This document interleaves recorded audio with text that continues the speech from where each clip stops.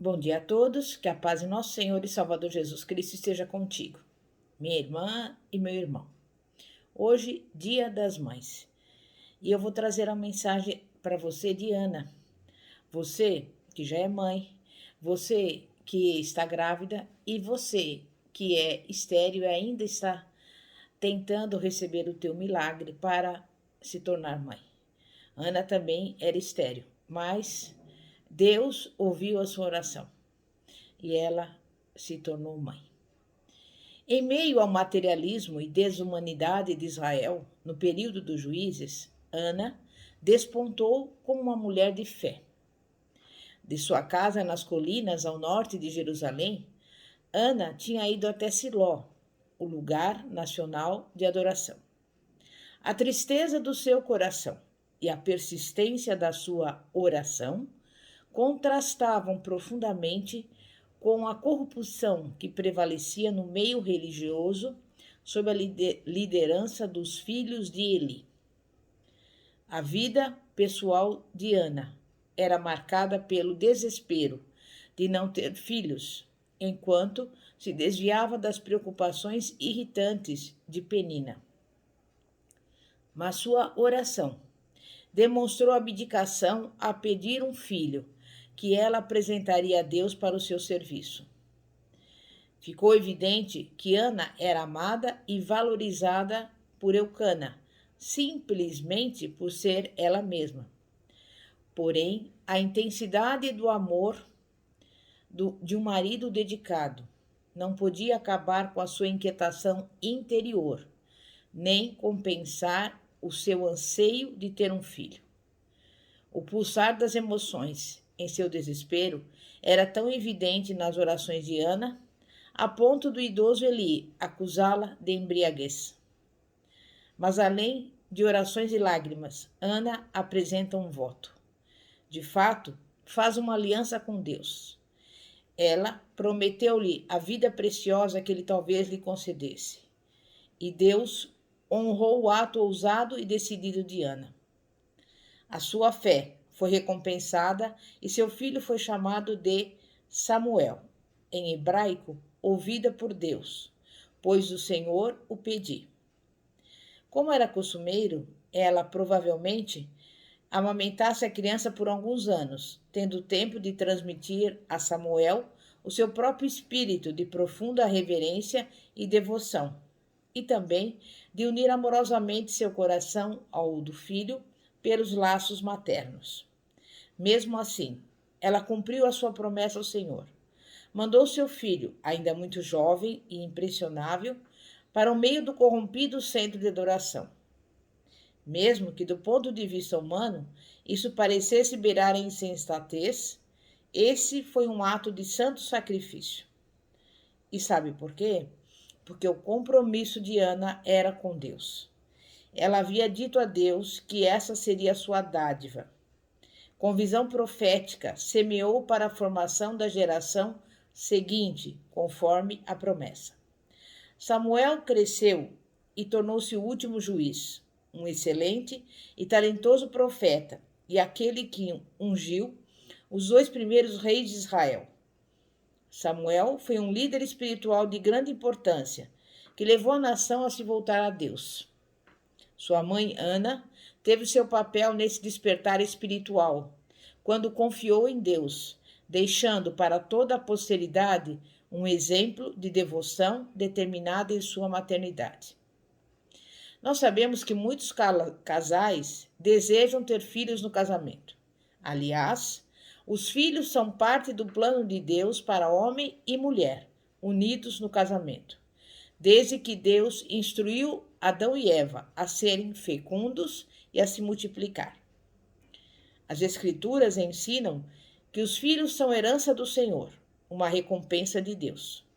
Portanto, torna-se confuso e desconcertante para um casal quando os filhos não são concebidos como o planejado ou o desejado. A esterilidade é definida pela comunidade médica como a incapacidade de alcançar a gravidez depois de decorrido 1 ano ou mais de relacionamento sexual, sem o uso de contraceptivos ou a incapacidade de levar a termo repetidas gestações. Atualmente, mais ou menos 15% de todos os casais são inférteis. Mesmo havendo numerosos casos de infertilidade em mulheres e em homens, avanços na medicina tornaram possíveis diagnosticar e tratar muito deles. Ainda assim, depois de anos de tratamento, muitos casais permanecem sem filhos. A decisão sobre como lidar com o momento de conceber, sobre a utilização de métodos para a fertilização ou sobre a adoção de filhos é responsabilidade que compartilham diante de Deus, o autor da vida. Falta de filhos não é uma falha, desde que seja esta a perfeita vontade de Deus para o casal. Casais estéreis não foram abandonados por Deus. Casais que enfrentam problemas de esterilidade podem experimentar uma enorme carga emocional no decorrer do tempo. Sentimentos de abandono, de raiva, de autocomiseração, de tristeza, de baixa autoestima ou mesmo de culpa. Não importa o quanto o impacto da esterilidade afete o casal, o sofrimento pessoal é muito grande. Em razão disso, vamos orar por todos aqueles que sofrem deste mal, a esterilidade. Deus não dá filhos a todos os casais. Reserva bênçãos diferentes para casais estéreis. Apesar de podermos imaginar como viviam determinadas famílias na Bíblia, nenhuma dessas mulheres notáveis foram associadas com a bênção de gerar filhos, como, por exemplo, Miriam, Esther, Priscila, Maria e Marta e Maria Madalena. Como Sara, Raquel, Ana e Isabel. Qualquer mulher hoje em dia sente a mesma dor pela infertilidade. No entanto, uma vez que perceba que a gestação de filhos não é a única responsabilidade que Deus coloca para o casal cristão, a mulher sem filhos descobre a alegria verdadeira em suas tarefas diante de Deus. Ou então, podem fazer como Ana, clamar ao Senhor e repreender todo o espírito de esterilidade. A cada casal cabe a sua escolha, ter ou não ter filhos. Se preferir a maternidade, sabe que as mães têm um relacionamento singular com os filhos, repleto de compreensão e de perdão, assim como de afeto. Porém, para alguns filhos, uma boa mãe também precisa ser firme, esperando e exigindo o devido respeito. As mães devem controlar a situação para que possam receber as suas bênçãos. Se estiverem ocupadas ou sobrecarregadas demais, não estarão prontas para receber. Nunca é cedo, nem tarde demais, para começar a ministrar os filhos. Joquebede e Ana são duas mulheres da Bíblia que, com frequência, servem de fonte de encorajamento e de exemplo. Essas duas mulheres, fiéis, só ficaram com seus meninos até que foram desmamados, o que naquela época significava talvez 3 ou 4 anos. Depois disso, Moisés foi enviado para a opulenta e imoral corte do Egito, e Samuel foi mandado para o templo, a fim de ser treinado e educado por um sacerdote idoso, que não havia sido capaz de educar os seus próprios filhos. Porém, tanto Moisés como Samuel, ao crescerem, tornaram-se grandes homens de Deus. A influência de uma mãe sobre o filho, nos seus primeiros anos de vida, é tão essencial quanto aquela de Joquebede e de Ana, que, sem dúvida, mais tarde, foi de vital importância ao sucesso dos seus filhos. Mas o importante é lembrar, devemos criar os filhos na disciplina do Senhor. O nosso conhecimento de que há um propósito do Senhor na vida de cada um que nasce nesta terra se amplia quando descobrimos que a Bíblia declara que os filhos são a sua herança. Salmo 127:3 diz: Herança do Senhor são os filhos, o fruto do ventre, seu galardão. Ao sermos informadas pela palavra de Deus de que os filhos são a herança do Senhor, vemos a responsabilidade que temos na criação deles, pois estamos criando não somente os nossos filhos, com os quais podemos fazer o que quisermos, mas sim a herança do Senhor. E com esse entendimento, a nossa responsabilidade aumenta. Não podemos tratá-los como se fossem pequenas feras que precisam ser amansadas na base do chicote, bem como não podemos deixá-los fazer o que quiserem. Há uma regra na palavra sobre o modo certo de criar os filhos, que diz assim, Provérbios 22, 6. Instrui ao menino no caminho que deve andar, e até quando envelhecer, não se desviará dele. Também está escrito, Provérbios 29, 15. A vara e a repreensão dão sabedoria, mas o rapaz entregue a si mesmo envergonha a sua mãe. Vale observar aqui que a vara da correção mencionada é a palavra do Senhor. Sobre a disciplina, alguns vão, muitas vezes, de um extremo ao outro.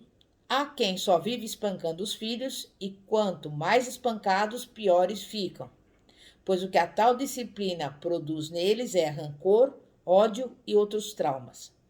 Por outro lado, existem pais que deixam os filhos fazerem o que quiserem.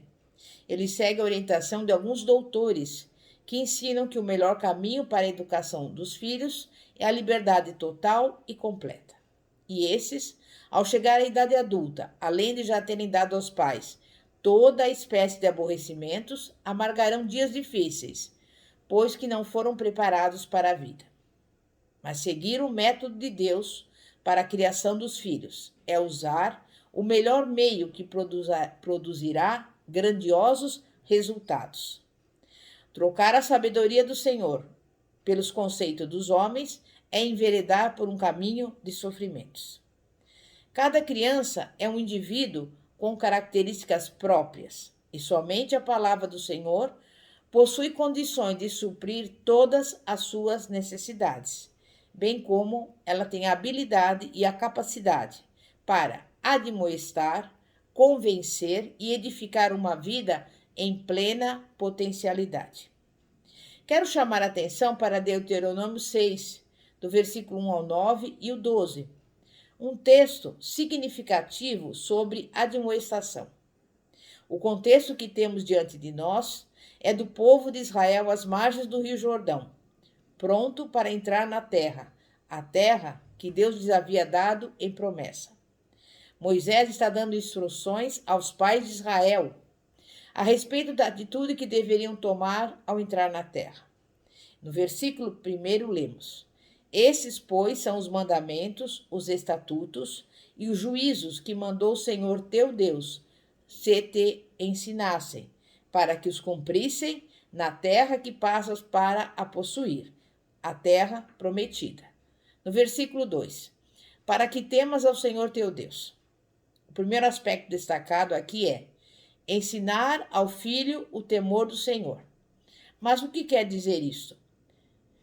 Temor a Deus é reverenciar a Deus, é levar a palavra de Deus a sério na vida.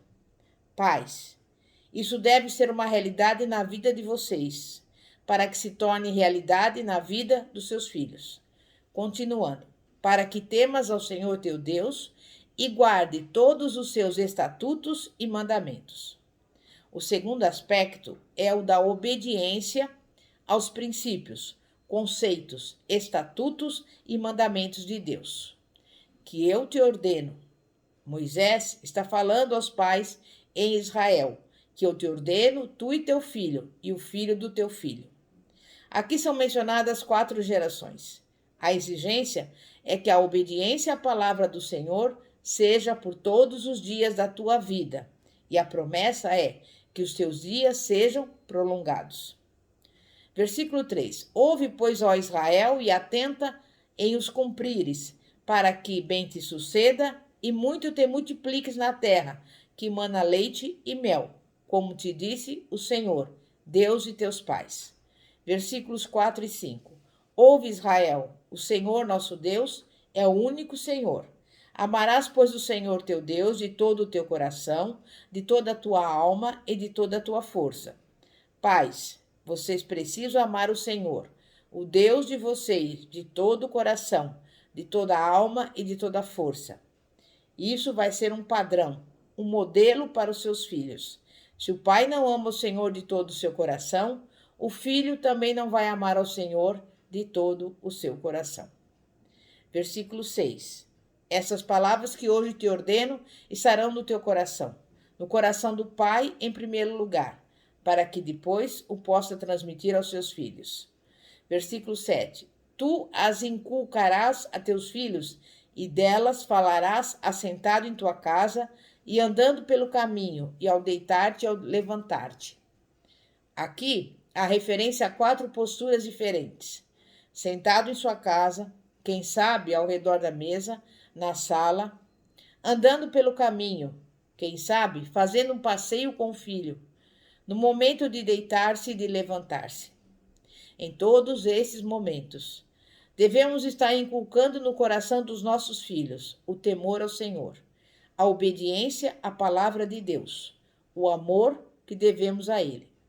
Versículos 8 e 9. Também as atarás como sinal na tua mão, e te serão por frontal entre os olhos. E as escreverás nos umbrais da tua casa e nas tuas portas.